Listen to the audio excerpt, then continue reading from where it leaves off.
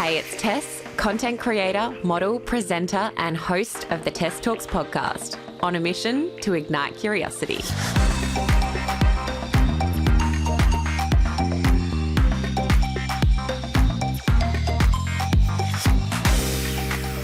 Nick, thank you so much for joining me on my Tess Talks podcast. So excited to have you here. Nice to be here, Tess. So for those of you who don't know Nick Shelton, he is the founder and director of Broadsheet Media, which is one of Australia's biggest cultural publications. I can't imagine that anyone wouldn't not know about what you are, but you really drive the conversation around food and art and culture in this country. And I'm so excited to jump into your journey because it's been a massive 10 plus years and a really interesting story. Yeah, great. Yeah, looking forward to it. However, I thought it might be fun to start this episode a little bit differently. And we know that Melburnians love a little food trend, and I thought it would be really fun to sit down with the founder of Broadsheet and do a little food tasting test. What do you reckon? This is going to be a test. This is going to be a test. What we've got here. So, Savannah, bring in the sandwiches. We have, oh my God, they look so good. Oh my God, amazing. Oh man. So here we have some of Melbourne's most popular sandwiches from some of the best sandwich bars around town. We did see a big article the other day that Broadsheet had posted, and there was a ton of sandwich bars. So Definitely we've selected our top three favourites with their best sellers. We thought we might dig in, have a little conversation while we have a little taste test. All right.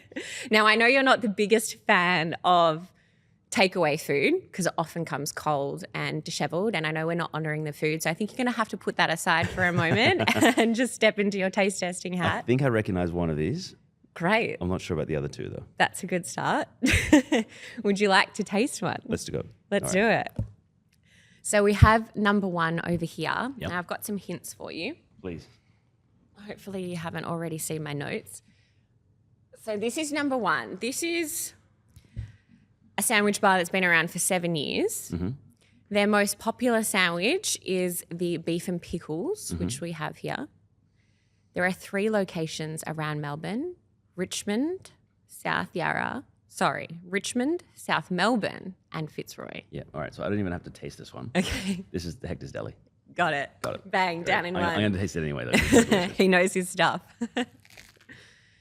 I think I might have to get out a plate too and try some of these. Because we know, Nick, you're definitely a North Side boy. You're a Fitzroy boy. So I am. I know that I shouldn't venture out too far from North Side when I'm doing a taste test with you. Well, these guys are just around the corner from the office, so know their sandwiches and their team pretty well. I bet. All right, so number 2, we have, the middle one. So this is a vegan-based deli. It also has a sister restaurant. Their toasted sandwiches are all referenced to movies such as Parmageddon, Home Alone, Free Willy, The Exorcist, and what we have here is The Godfather. So this has got to be Smith and Deli, right? Bang. Got Oh, it. he's too good, guys. He's too good. We love Shannon. And I tried to. I love Smith and Deli. It actually blows my mind that they're all vegan because they taste so good and so real. You're very clever. Very clever. It's also a North Side one, so I thought you would get that one. All right, so maybe number 3 is a little more tricky. This one has been around for only about 2 years. They've got 3 owners.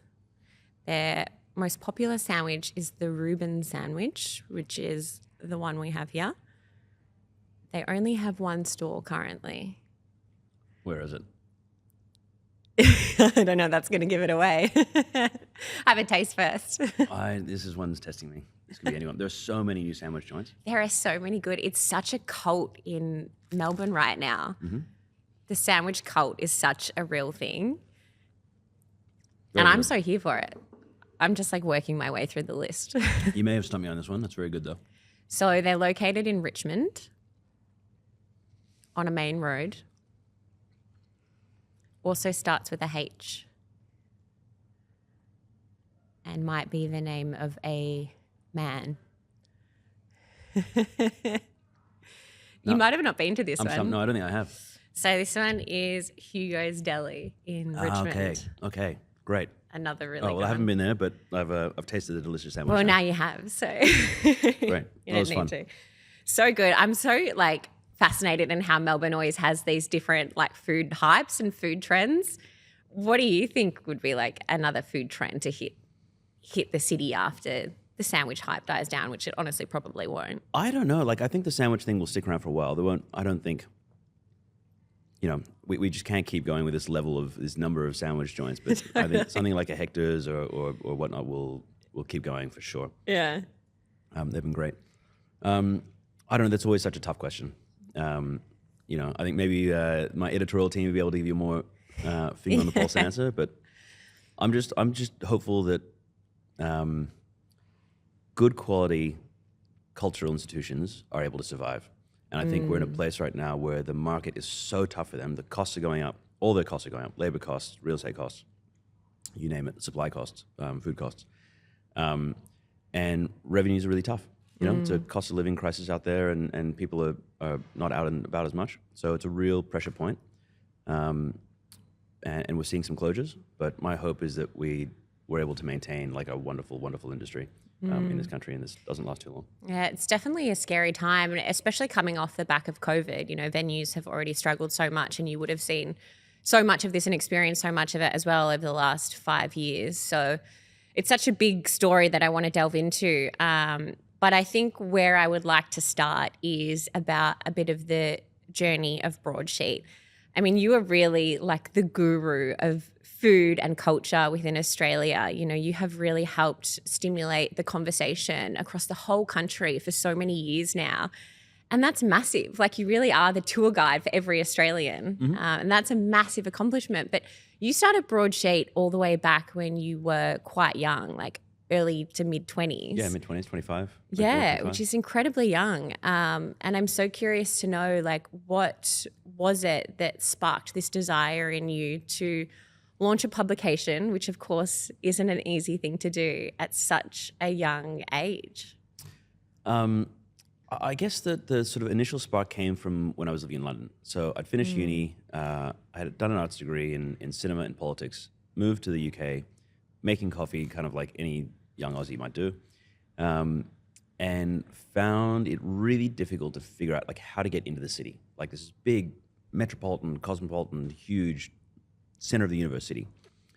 So much happening, but really trying to figure out what was going on was so tough. And this is 2000, let's say 5 or 6, around there. So the internet was a thing, but maybe not quite as sort of pervasive as it is now. Restaurant reviews were published in print, and it was sort of once a week, and it may have been some big Gordon Ramsay restaurant that I could never afford to go to. So it was where should I get a great sandwich? It was just impossible to figure out unless you knew someone who happened to know about a place in some part of the town. Where to take someone on a date, where to meet my friends for beer. It was just really challenging, and just always thought that. Came back to Melbourne, and it was around the time when, say, specialty coffee was really taking off, or Anna McConnell was in the process of opening Cumulus. So there's this food culture and this restaurant culture was really taking off, but also other parts of culture. Melbourne was really kind of gaining its sort of strides in sort of cultural sense. And it was really exciting. And lots of people were talking about it, but the media was still doing it the old-fashioned way. It was still a restaurant review once a week in print. It was still a art gallery wrap maybe once a week, once a fortnight in print. And I just thought, the internet is here, and I just want, as a young person, I want somebody with good taste to tell me what to do. Don't give me a negative review. Don't tell me where not to go, but have this sort of resource that I can kind of rely on and say, this place is good, you're going to like it, and here's why. So I just sort of had this bright idea. I guess I was naive enough to try to give it a go myself. Built a website and a brand with some great supporters, and then just sort of found myself with an audience quite quickly. I was doing some of the writing, but outsourcing a lot of it to freelancers, and bloggers were big at the time, so I'd sort of find my favorite bloggers and ask them to contribute. And then we had an audience, and we had a little bit of revenue, and I was able to hire an editor, and with an editor we had even more audience, and then with more audience I hired an ad sales guy, and then we had able to generate some ad revenue. And it's just sort of snowballed since then. So it's been nearly 15 years. We're 15 years Wow. at the end of this year. And it's just been this sort of journey and this sort of progression since then. Continue evolution. Yeah. I love that you said there was some naivety going in, because I always say it's one of the best traits to have when launching a new business. Yeah, somebody told me at the time, he goes, one of your biggest strengths right now is your naivety, which I sort of took offense at the time. I was like, I'm not naive. But of course I was deeply naive. Yeah. And you look at these things and, people give you advice not to do things or do things in a certain way. And you think, well, I can figure it out myself. I don't need to worry about that. And you may not know, knowing what I know now, would I have done the same things? Maybe not. But So many founders say that. That's right. But it's that naivety that sort of allows you to kind of push through and sort of take some risks. So what were some of the early day responses that you were getting from people when you were coming in with these, I guess, big grand goals and ambitions? Mostly telling me not to do it. And you know this yourself. Any entrepreneur will tell you that it's like an emotional roller coaster starting a business and running a business. But one day you're sort of full of beans and you're like, oh my God, this thing's going to work and it's going to take off. And then next day you have a conversation with someone who tells you, this thing is a disaster. There's no business here. There's no model here. And you fall flat. And then the next day you wake up and you're sort of full of beans again and you keep going. So there was a lot of that. There was a lot of, I guess at the time, the internet publishing model wasn't really established. It was still all print. And nobody was really making money online. So they were like, this is not going to work. But my just like really, again, maybe naive, but core belief here was that the model was moving online and the advertising dollars would follow. So build an audience and there would be a business for it. And I did it in a way where I was keeping my costs so, like it was just myself. I wasn't even paying myself for the first few years. I would, we'd get a little revenue and then I could hire someone with the revenue. Get a bit more revenue, hire someone else. Get more revenue, hire someone else, So I was always living within my means. It wasn't about like building some big palace of content and media and then trying to kind of backfill the revenue. So that sort of approach allowed me to sort of grow gradually and within it. But yeah, no, at the time it was definitely not an obvious business model. Did your vision change a lot from what you initially thought Broadsheet would be to how it was growing over the next, few years? Not really. I mean, the way I've always thought about it is a vision is more like a horizon point. So there's no, at least in the way I think about it, there's no fixed vision of like, this is where it's going to be. It's kind of you looking to the horizon of where you're headed. And then the closer you get to that vision, the vision just keeps moving out. So when I started in Melbourne, I never thought about being kind of a national publication. But as soon as we build an audience in Melbourne, then the obvious thing is Sydney, then the next obvious thing is Brisbane, Adelaide, and Perth, and then it's New Zealand, and then it's sort of beyond. In terms of how we would cover things and what we would cover, Instagram didn't exist at the time, so I had no vision of what we would look like in video or on Instagram. But as that evolves, of course, your vision sort of evolves with it. So it's an evolution, but it's not a changed vision. And I guess that's it. It's also, staying fluid to the changes that you have to make within a business and listening to your consumers and what they're actually wanting and asking what's actually being received well. 100%. Like I think, and this is what we talk about internally and I talk with the team about, is have a really clear idea of the vision and the mission and where you're headed. And keep those principles that you have within the business really clear. But then how you respond to changing, I don't want to say trends, but sort of, the changing nature of whether it's the industry, it's the audience behavior, it's what the advertisers want from you, what the, distribution platforms like Facebook and Google or Instagram want from you. Like you have to sort of adjust and adapt. But as long as you are maintaining your vision and principles, I think you can be flexible within that. So you're such a household name now. What do you think were the key attributes to the success at Broadsheet over this period? So I think we really focused on our brand. A lot of publishers weren't doing that. They were like, we just need to get content in front of people. So they would sort of just push content out and the brand was sort of secondary. Whereas we really took our brand seriously and how we represented the brand through design and sort of brand moments was really important. We really focus on building our community. And when we talk about community, we think about the industries that we cover. So whether it's the hospitality industry or the arts industry or the fashion industry, we focus really hard on building a relationship with those people and those businesses and those brands. And that's not to say that, we very clearly work for the audience, not for the industry. Our our loyalties are there. You know, sometimes we'll have let's say a restaurant call us up and say, we've just done a thing and, you know, you need to support us. So please write about it. And our response is, no, we don't work for you. We work for the audience. So if it's interesting, the audience will cover it. But it's so interesting because I found that's a really common response I've found from founders who have been quite successful is that they're always putting their consumer at the forefront of all their decisions. Yeah, 100%. Yeah. So that was really important. And then I think we've just had this really clear focus on quality. So it's very easy to get stuck into like just churning out content for Facebook, and that's like Facebook rewards that crap, and Instagram now. Yeah. You know, and Google to a point as well. And it's I think it's, you know, I could talk about this for hours, but like it's creating a kind of crappy internet. Yes. But for us, it was like that's less important to us than maintaining our brand, maintaining our quality, and having a relationship with our audience, with our advertisers, and with our industry community. That's really honest and authentic and high quality. So true. So do you think they're probably the same attributes that have made you stand out from competitors that have come up along the way? Yeah, definitely. I think more than most, we focus on our brand and about representing something. And that doesn't work for everyone. Like, you can have a brand that is all things to all people, and that's sometimes a discipline as well. But it's worked for us. And you said before about adapting, and I think that's so relevant because the media landscape has changed so much over the last 10 plus years. And for any business, regardless, it's hard to stay dynamic and adapt really quickly to change. So what have been the biggest, I guess, challenges for you when navigating these changes and dealing with a media landscape that's like so continually shifting? In some respects, they're all challenges, but they're also opportunities. I mean, that's such a cliche thing to say. It's almost painful to say that. But it is continuously changing. But what it has meant is that we've had to adopt a posture of total flexibility.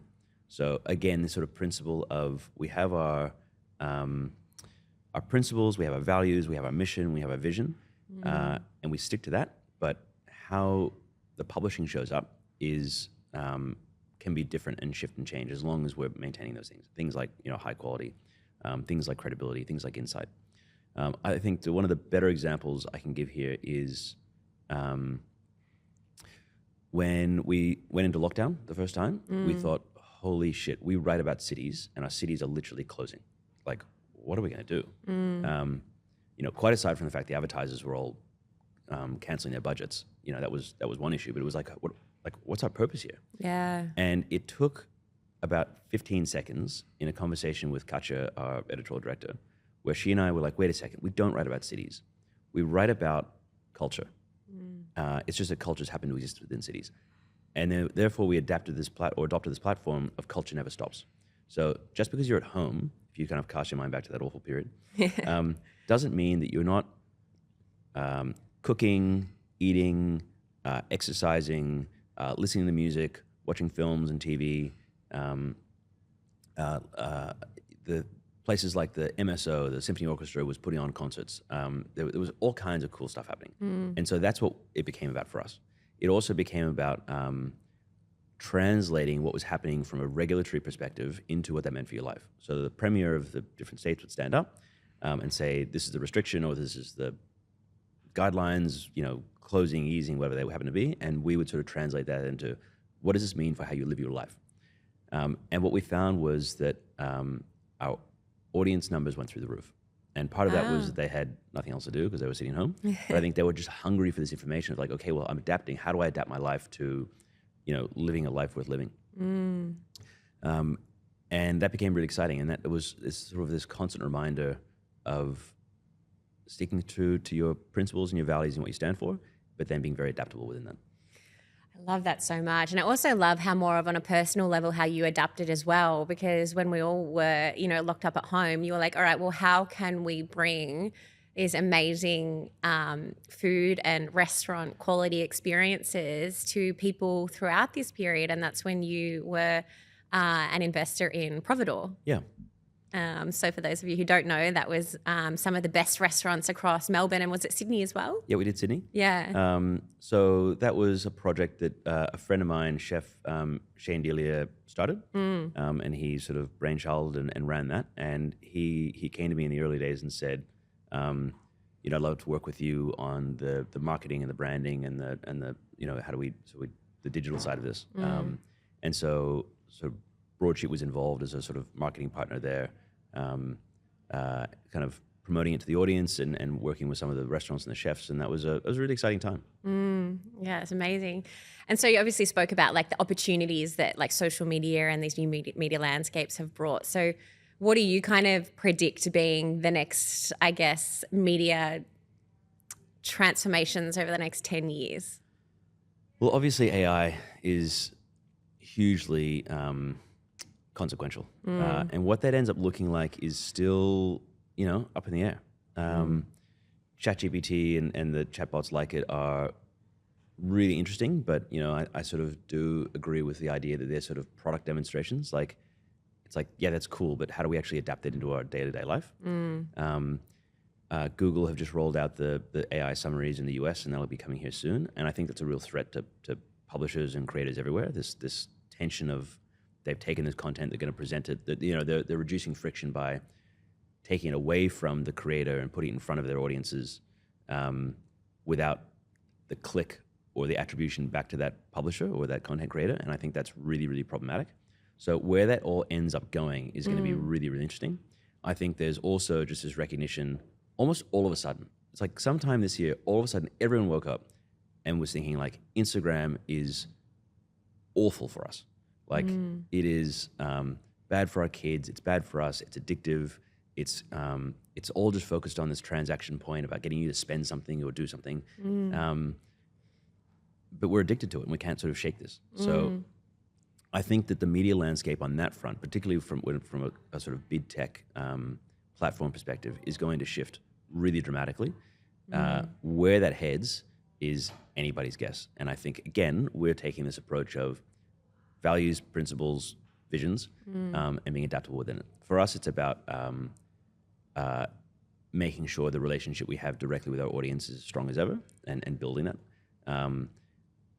The platforms can be like not just addictive from a consumer perspective, but addictive for a business or a publisher to sort of, you just put out this content and you get people back, but it's, you're building their platforms, not your own. So that's something that we're really, really thinking about. But where it goes from here is anybody's guess. Have you seen changes in the way people are consuming their articles and their media with, say, these influencers you've found of Instagram not being necessarily as popular now? Or Yeah, I think so. Like Facebook is gone now. Like we don't pay any attention to Facebook, and Instagram is still important, but much, much less so than it was, let's say, 2 years ago. I think people are building more direct relationships with the publishers and the content creators that they love, and wherever they find that, whether it's a newsletter or it's direct to the site or it's an app or even if it is on TikTok or Instagram or something, I think that's where the industry is headed. But I think we're still in this like between eras era. Yes, like we're sort of leaving one era and heading to the next. And I think AI is going to dominate or at least be a major part of the conversation. But what that platform looks like is unclear. I'm really curious as well what you said about the Google and the way that they're changing, because I'm not completely aware, because that's different to the whole meta thing that's going on again. Yeah. So there's so much shifting in this. It's totally shifting. It's from a publisher or content creator perspective, for the last, let's say 10 years, we've been, I hate to say it, but we've been relying on the distribution that we get from Meta's platforms and from Google. So that they become the these side doors to our publications and to our content have really become the front doors. And they are deeply unreliable partners who care nothing about us or our content or even our consumers and our audiences. They just care about themselves and their profits. And that's not a controversial thing to say. Like that's just how they've been behaving now. So it's now this sort of shift, and I think again, we don't know where this shift is headed, but it's going to be tumultuous, and I think a lot of dust is going to fly. Yeah. But I think at the end of the day, we'll get somewhere better. It's such an interesting time, and especially with this whole Meta situation that has happened this year. For those who aren't entirely across it, I'll try and do the topic justice. But in March of this year, Meta decided that they were going to stop paying Australian news publications, and that comes off the back of being involved with the news media bargaining code, where they, I guess, were enforced to have to pay these outlets. And so they've decided to not renew this agreement in March this year. So this is a pretty big decision by Meta, and obviously yourself and Broadsheet have been quite vocal around this conversation. There's been a lot of different talks online about what this actually means. So I'm curious to know from your perspective, how does this affect, firstly, consumers and the way they would potentially be able to receive information and news, but also how does it affect publications, especially independent ones like Broadsheet? Okay, so there are a few steps to this, and this is like needlessly complicated, but essentially the government established the News Media Bargaining Code about 3 years ago, and that was a requirement that Google and Facebook pay publishers for their content for a value exchange. Basically, the ACCC had found that there was a bargaining imbalance, and this was a regulatory tool to rebalance that. Yeah. What then happened was Google and Facebook went out and did deals with the big publishers, but not with the independents. So there were millions and millions of dollars going to News and Nine, and The Guardian and to publishers of that scale, but they did very few deals with small publishers. So Broadsheet never got a deal. We never got paid. We were sort of very vocal that created an imbalanced playing field. Like, I love competing with News and Nine. Like, we do a good job about it. We've built a good business doing it. But when they get millions of dollars from the platforms that we don't get access to, like, that's just a further disadvantage for us. So we had that issue. And then Facebook showed up in March and said, we're not renewing these deals with News 9 and The Guardian, these guys. For us, in one sense, it's like, well, okay, that's back to a level playing field. But we do feel that Facebook and Meta and Google have been benefiting very deeply from the content they get for free that they serve to their audiences, and then they monetize. They also happen to take 80 cents of every dollar spent online advertising. So every dollar spent advertising online, Meta and Google get 80 cents of that. And then 20 cents is left to sort of scrap over with Nine and News and The Guardian and every independent publisher you've ever heard of. Same. So that's getting, that piece of the pie is getting smaller and smaller and smaller. So, you know, my feeling was that the bargaining imbalance is right, and that the News Media Bargaining Code was a positive thing, but the way it was implemented was problematic because of the imbalanced playing field. So the government are now currently considering what happens. So what do they do in order to punish Facebook, or do they punish Facebook at all? And if they do punish Facebook, Facebook have said we will pull all professionally produced content from Instagram and Facebook. So that would mean that we don't get paid and we don't get distribution through those channels. It's a huge threat. So it's a threat to our businesses, and we don't like that. But what's meaningfully worse is that means that Instagram is going to become a place that has no verified professionally produced content. So all the horrible things that are happening in the world, imagine there was no professional content informing you of that. That it was all memes, it was all misinformation and disinformation, it was all paid content coming out of like who knows what Russian, farms and sort of cyber farms and things. Like, that is an appalling thing to have for the Australian public. Like, it's incredibly outrageous. Detrimental to just insane. Yeah. And we've been working a lot with the government to provide our perspective on what that means for the media businesses and for independent media, which obviously is very important to us, but I think important to a diversity in the media landscape, but most importantly to our audiences and to Australian consumers. There's a lot of conviction within the government. There's a lot of discussion about it. I'm in Canberra tomorrow talking again to these ministers who are taking us very seriously and the whole issue very seriously, but it remains to be seen what happens. So with these conversations you're having, do you have any idea of how this might play out? On the one hand, what we're asking for, what we're suggesting is that these platforms must hold a social license to operate in our country. So they currently don't pay anything like enough tax. So the ACCC estimated that Meta receive $5 billion in revenue, but only report 1.2. So they offshore 3.8 billion into tax havens, and they only pay tax on that 1.2 on the profit on that 1.2, so nets to nothing. They are not interested in the positive outcomes of Australians and of society. And we live in this sort of socially in a sort of a democratic society, and they don't really care about maintaining that. They become these town squares, and they play important roles. So in order for them to operate, they have to have like a social license where they are positively contributing to our societies. As well as that, they should be required to carry professionally produced content and news, and to a certain level of precedent, so that people are exposed to that. It's not just there in the background; it's actually there and being seen, and that they should be contributing to the cost of that news. Yes. So that's what we're asking for. That's what we hope is going to be achieved. That'll happen through legislation and regulation. But on the other side, the risk factor is that they pull news, they don't get paid, and it's a disaster for everyone.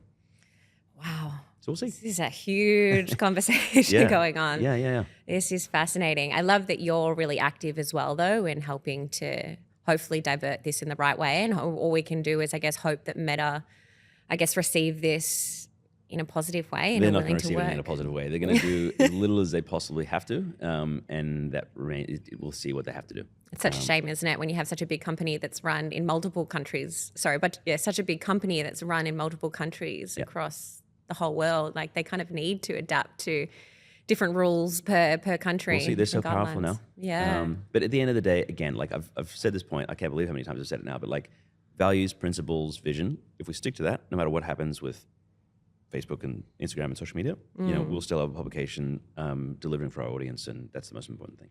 Well, exactly, because at the end of the day, look, you've got over 400,000 followers on Instagram, but you have over 2 million monthly readers, which is absolutely huge, and you've got 50 staff across the country. So you're definitely a big business. I'm keen to know a few questions around the internal team and you as a leader. But firstly, while we're on this, do you have any key strategies that have been most effective for you when you've been growing your audience and maintaining engagement online? The strategies are simple, and that is, are we delivering insight? Does our audience get something for us that they can't get somewhere else? Are we credible? That's almost the most important thing. And that is as simple in our case of being, as basic and straightforward as, if we make a recommendation to go and check something out, is it good? Like, will you go there and say, Broadsheet told me to go, it was good? As soon as you have a bad experience, that really threatens our credibility. So that's really important to us. And then I think it's just about like authentic communication. So talking to your audience in a straightforward way, delivering on your brand promise and on your audience promise, and things seem to work out. I love that. What about innovation within your team? How do you continue to create a culture that is innovative and creative? Well, we really value creativity. That's just like, it's one of the things we talk about and we think about all the time. And we also think about innovation. We don't often use that terminology, but we think about taking risks. We think about one of the values we have in the business is a yes mentality. So that's the idea is, what that means is when someone says, I've got an idea, let's try something and I want to do this. We hate it when someone says, oh, well, we don't have the time, or we don't have the resources, or we don't have the, or this is why I could be wrong. That's why. It's like, let's try it. Yeah. Let's run the experiment. Let's see how it goes. So we're always trying to adapt to kind of new ideas and really encourage and embrace that. And we make time for it. We also talk a lot about what's happening in the industry. So, and within the sort of in culture in public. So we try to get our heads out of our screens, even though they have to be there sometimes, into the wider world and think about what's really happening out there and how our content and our brand is impacting those people. And you know what, so much of that, it just comes down to leadership style. And I think that's also such a key thing in the longevity of a business or an organization. So you've obviously fostered this really strong culture, but that comes down to you and being a good leader. So what are some of the key factors that you think have stood out for you in being a leader, and how have you continued to adapt your own skills over the last 15 years? I guess a couple of things come to mind there. One is, I try to maintain being particular. So that's something that maybe people would find annoying about me. But I think it's this sort of like constant hunt for like, let's be the best. And when we're putting out something that's B grade, it's like, let's just call that out and let's just say like, that's not what we want to be. We want to be A grade. And not just within our category or within our country or within our city. It's like, we want to be the best publication of our style in our class in the world. Like, that is where the ambition begins and ends. So I try to maintain that, because it's very easy. As soon as you grow your team, you get lots of people there, just like, okay, let's just finish that one and move on to the next project. And it's all well-meaning, and it's all like, comes from a good place, but sometimes it's holding those standards high. It's also encouraging and fostering creativity and innovation and experimentation, I think is important. And then the other thing that comes to mind is, again, this is a cliche. This is by no means something I've invented, but is recognizing your strengths and weaknesses. So my strengths are in setting vision, being hungry for growth, being ambitious, holding our quality high, flying our flag for what we believe in and what we think is important. But it's not necessarily people management. So I've got a wonderful team of senior leaders in the business who are incredible people managers. And I'm not bad with people, I'm good with people, but they are expert. Like, I couldn't do what I do without these people. We couldn't, there's no way. So I put, I look at that and I go, you guys are the experts at that, so you bring in your expertise. And I think more broadly, just the idea of you can't know everything, so bring in people to kind of augment who you are and what you do, and to kind of create a really sort of outstanding organization is really, really vital. I love that. And it's so important from the get-go as well, because I think as an early day entrepreneur, it's easy to want to put on every hat and take on every task and controlling everything. But at the end of the day, we all have our strengths and weaknesses. And so I think implementing that from a really early stage is absolutely vital in the success of business. That's it. Like, I think when you're at the beginning, depending on how you build the business, but if you bootstrapping it like I did, you have to do everything. And you build those skills. So you build the skills where you're sort of weaker, but you'll never be expert at that. And then my approach was like, let's get the best people we can possibly find and afford to do what we need them to do. So, I always laugh that I was not, when I started a publication, I wasn't a writer, an editor, a photographer, a designer. I wasn't an engineer, a technical engineer. I wasn't any of the things you needed to do to run a publication. But that's sort of what being a publisher is. So then I brought in the very best editor I could find, and the very best writers, and the very best photographers, and the very best graphic designers, and the very best engineers. Not necessarily that were available, but that we could afford, or that were willing to work for us, or whatever it happened to be. And that's been a sort of mentality that I've taken as we've grown. So if there's anyone that is listening that is an aspiring media entrepreneur, do you have any advice? Yeah. Of course, I think the thing that rang true to me in the early days, and still does, is never accept the conventional wisdom. So in 2007 or 8, whenever I was doing this sort of early work before I started the business, was this thing's not going to work. There's no money in the industry. Digital doesn't make any sense. You're just a kid. You're up against News and 9. Like, this will never work.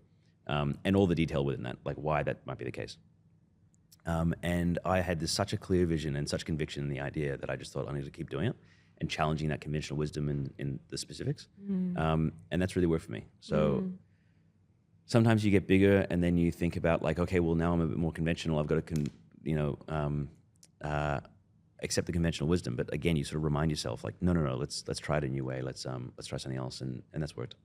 Well, it really paid off, because I think you really are the modern day, way that people absorb information. Like, you're connecting businesses and consumers in just this really, new and modern way. And I think you've really helped to, grow the culinary and arts and lifestyle culture within Australia. What do you think are some of the biggest influences that Broadsheet has had on Australia's culinary and cultural landscape? Well, without being like specific, I think Broadsheet and the rest of our category, so our competitors as well, have created like a awareness and marketing energy behind great operators. So I like to think that Melbourne and Sydney and Brisbane, Adelaide and Perth are better places culturally because Broadsheet and our category exists. You know, if somebody opens, you know, if Dom opens Hector's Deli, we have like a network of content to sort of support something that we love like that. And audiences find that business because of it. So I like to think that, you know, we're a stronger culture because of our publication. I would totally agree with that. Great. Are there any little secret holes in the walls or venues that you think stand out that people might not know about? Melbourne or Sydney? There's a new one in Melbourne that's I think is great called Bistro in Carlton. Yeah. And there's a new one. Actually, I tried one the other night. It was their first night called Carnation Canteen in Fitzroy, and that was outstanding. So I'm excited to go back there. I love when you find a good new one because you've definitely got a few go-tos that you love. I know you love Marion. Yep. What are a couple of your other favourites? Or you can usually find me at Francois or Napier Quarter. I feel like Francois is the furthest south you generally travel. It's pretty far south. No, it's I get around. I'm going to say it's a pretty good job in the sense that you do get to try a lot of different restaurants and go to a lot of great events. Well, the benefit for me is that I get to enjoy it because it's a passion and I love it and it's important for work. But, you know, I'm not the one writing about it. So I'm not really working while I'm there. I'm just enjoying it. You get to delegate that part. Yeah, exactly. What do you think has been the most rewarding aspect for you across this journey? I mean, there's been so much of it, so many rewarding components of it. But I always come back to like the team that we built and the community and the sort of culture around that. I think that's rewarding for me because it's something that I can look at and see these people being passionate about work and having an impact. And I think that's really cool. But again, back to the kind of like strengthening culture, I think that's another part that's just unbelievably rewarding is to think that you know, businesses are doing well and finding audiences because of the work we're doing is really rewarding. And what's in the future for Broadsheet? Lots of stuff. So we have our Access membership, which is really fun. So that's for our members of Access. We get early access to restaurants. It's behind the scenes tours of the NGV for the major exhibitions. It's tables at restaurants that are otherwise booked out. That's really exciting for us to grow and keep growing. And then we're always looking into new markets and internationally. So we'll see where that takes us. Oh, wow. Now that would be exciting. Wouldn't it? I would love Broadsheet when I travel. Yep. That's the idea. Well, I'm going to dive into some of these sandwiches, but before I do and before we wrap up, I love to end my episodes with a little verbal entry in the Test Talks diaries. So this is just a moment for our guests to leave behind a quote or an insight or a lesson that they've learned over their journey. So is there something you would like to leave with the listeners? I think the thing that is always has stuck with me is this: don't accept the conventional wisdom. It is, you know, we may have had come up in a time when people were telling me not to do things, and I was naive, and I was a kid, and digital didn't make any sense. But I sort of had this conviction and this vision for something, and I stuck with it, and that's really worked out for me. So that's something I like to share to sort of growing entrepreneurs. That's super powerful. I love that. Such an important message. Right. Thanks so much for joining me, Nick. Thanks, Tess. That was fun. So fun. Thanks so much for listening. If you loved the episode, please subscribe, rate and review. It honestly means so much and helps to keep these conversations going. And I'd love to connect with you. You can message me on Instagram or TikTok, and I've left all the details from the episode in the show notes below. I'll see you next week.